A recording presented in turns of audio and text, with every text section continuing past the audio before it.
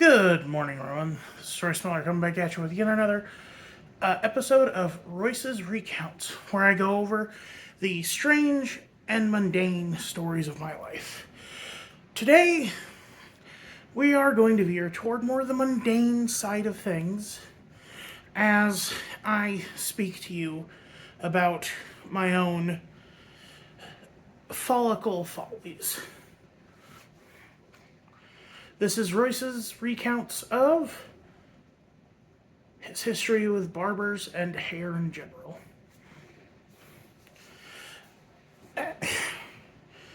I was gifted with very, very nice hair when I was born. Black as night, thick and curly, like not tight curls, very loose curls that only appeared when it grew out. My mom used to call me Frodo Baggins when it grew out because I looked a lot like what's his name? Elijah Wood's Frodo Baggins wig when it was growing out, and it was such nice hair.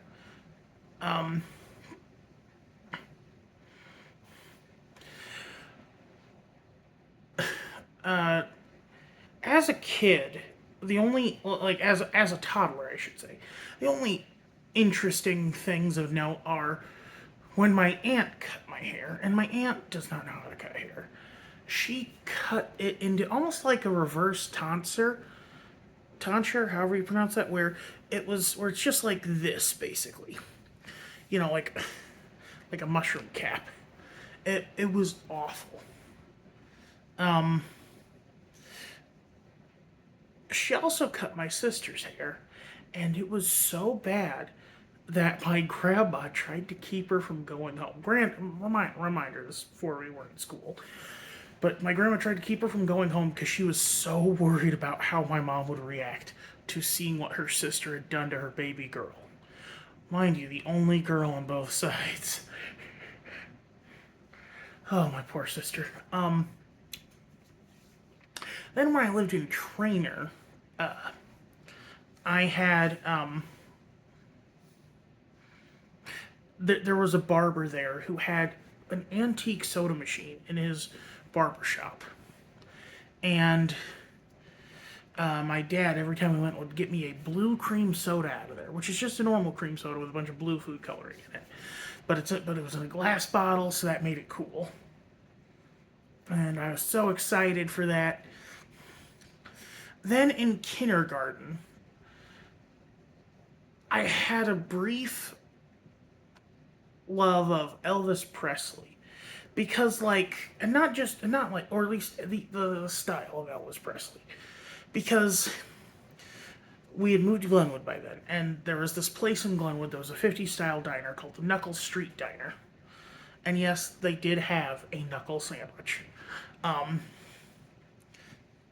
was a really cool diner too. They had the front of one of those old school, I forget what they're called, not a Corvette, like I think it's a Ford, but like one of those big steel cars, but the nice ones, hot roddy ones. And Diet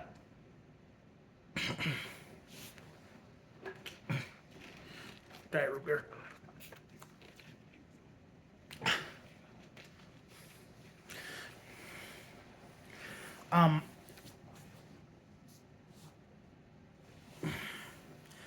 And like Grease was on the TV a bunch, and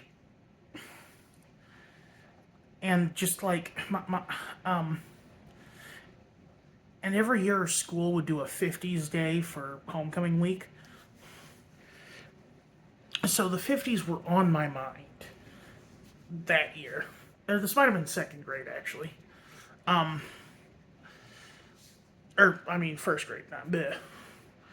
And so when I was in Des Moines visiting my grandma, she took me to the barber shop and I asked for an Elvis Presley haircut, which is, as you and I both know, a pompadour. But I didn't know what it was called then. I was, 7 or 8. And Oh Lord, that just reminds me of like for music class, I did my music report on Elvis, which my dad helped me with. You know what we did? We went to Wikipedia and copied it all onto a Word document. That was then again I was 7, so what was I supposed to do?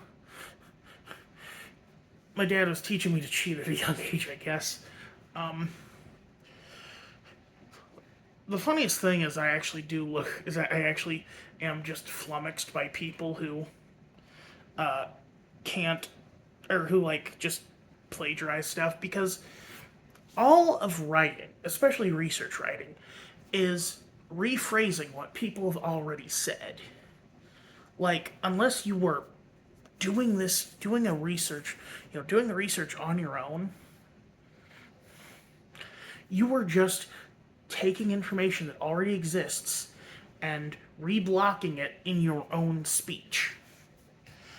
That's why I never understood plagiarists because like it is the easiest thing in the world to write your own material if the information already exists for you to use.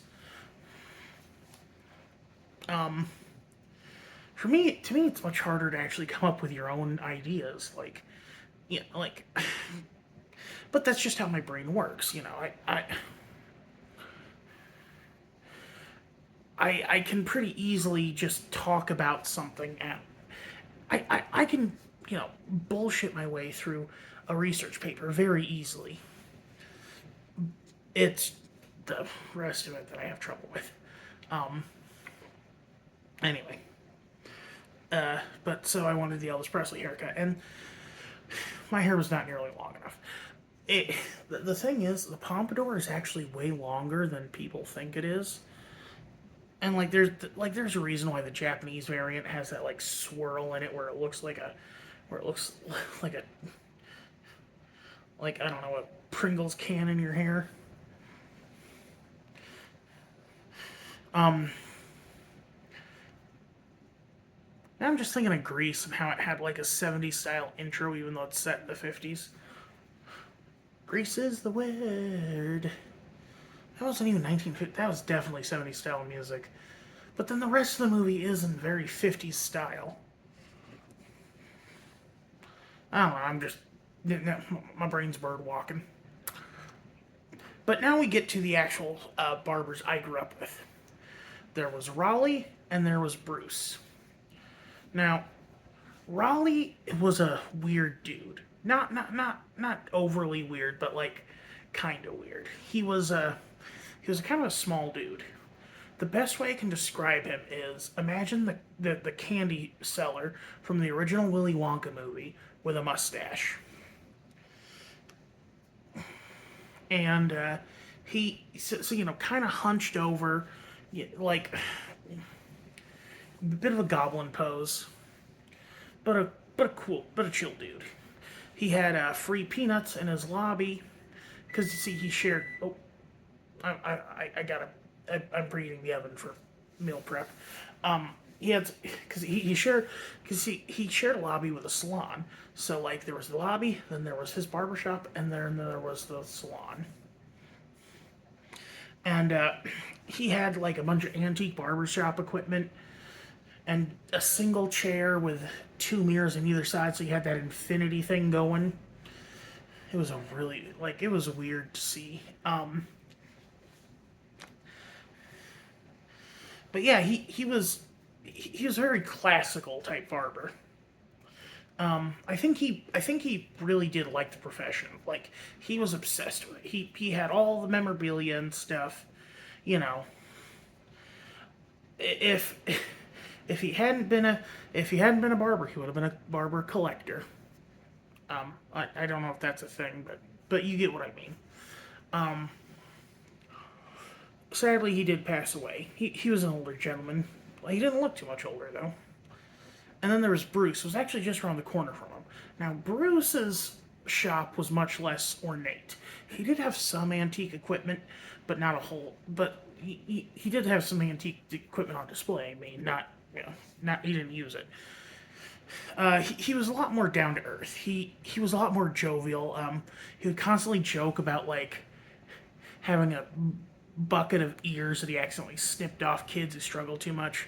And like, here's the thing: as a kid, the back of my neck was so ticklish. I don't know. And when and like he had this little ratty, tube TV, a CRT with bunny ears, and I vividly remember it because one day it was playing the movie Just Visiting with Jean Reno and Malcolm McDowell.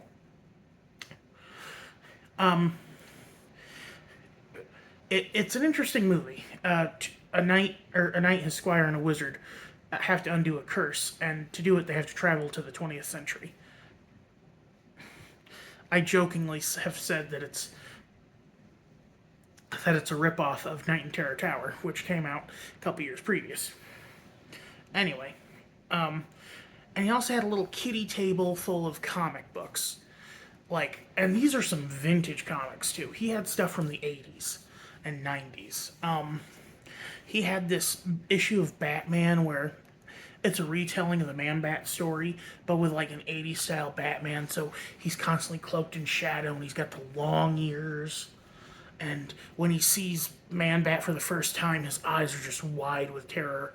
So like you see this guy supposed to be imposing and foreboding, and then he sees Man-Bat and he's like, holy shit. And a She-Hulk comic that was my first introduction to She-Hulk too, where she has to, and like it was also my first introduction to meta humor because she's actively talking to the writer saying like, hey, can I get a censor bar here and stuff like that.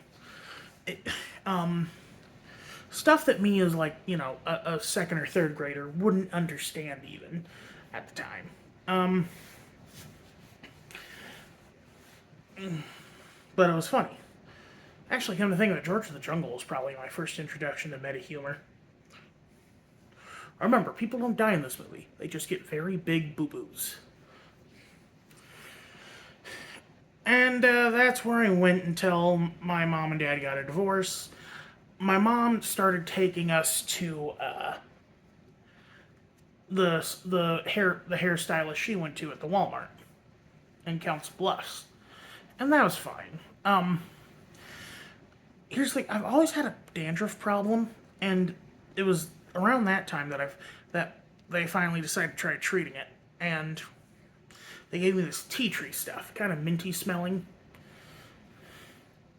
and I was supposed to use that, lather up my head, and it'd get rid of the dandruff. But like, I don't know. The problem is, I think I just need to wash my head more because like, I have dandruff and grease up there. Like, it's not as bad now that I shave my head regularly, or well, electric razor buzz my hair regularly, like bzz, bzz, bzz, bzz.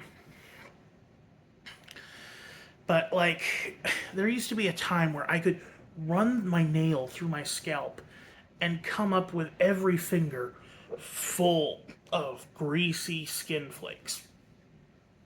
It was awful. Like I don't know. I don't want to say I had a learning disability, but it took me a lot longer than it should have to realize certain things about, just personal hygiene and grooming and self-preservation. Like, it took me until 2017 to realize that to push from the diaphragm and brace your sphincter when dropping a particularly rough deuce.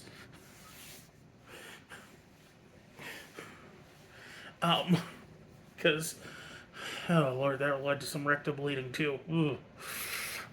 Sorry. This is about the top of my head, not the bottom of my butt. So,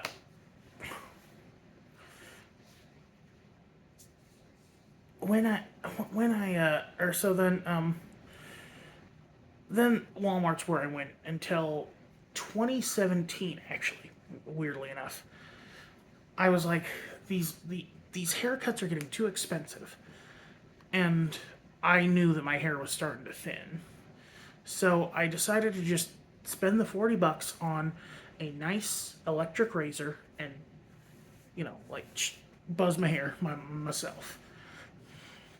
And that's what I did until, until I realized, like, wait a minute, instead of doing this every couple weeks, I could just take my electric beard trimmer and use that, which is this. Yeah. I miss my hair, man. I had good hair. Oh yeah, I started balding, and like, I don't know. My hair really started to thin in 2017, I think, maybe 2016. I can't remember. I don't have, the last picture of me with hair is from 2015, after we had moved from Glenwood.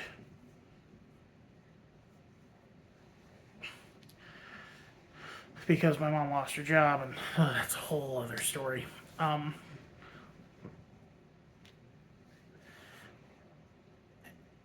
yeah, it's just like it is a more mundane story, but like, just recounting all the barbers I've had. But it is, I don't know, the profession of barber is such a needed profession, because like not everyone's gonna or not everyone's gonna have the time or technology to do their own hair, right? I also think of this Blondie comic that Bruce always had in his office. Dagwood is sitting down for a trim with his barber, starts talking about the football game that had just happened, and says like, "Man, you guys really lost." And then he says, "Yep, we certainly did, sir. We certainly did." And then Dagwood gets up saying, "Hey, thanks for being such a good sport about it." And he's like, "Don't mention it, sir." And Dagwood's got like just the worst haircut ever. Getting revenge in small ways. Yeah. I hope Bruce is doing okay. He was an old guy when I was a kid, so he might be passed away too. I don't know.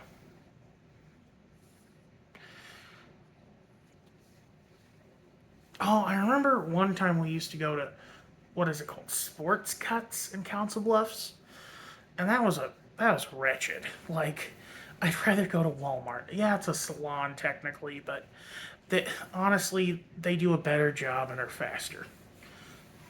Or well, they do just as good of a job and are faster. Like discount or discount is one of the things where it's okay to, or haircut is one of the times it's okay to get a discount. As long as it's not my aunt. Never go to my aunt for a haircut. Not unless you want to look like, just like this, basically. And if you do have greasy hair, wash regularly and use tea tree shampoo. Or, whatever that shampoo's called. Have a good day. This is Royce.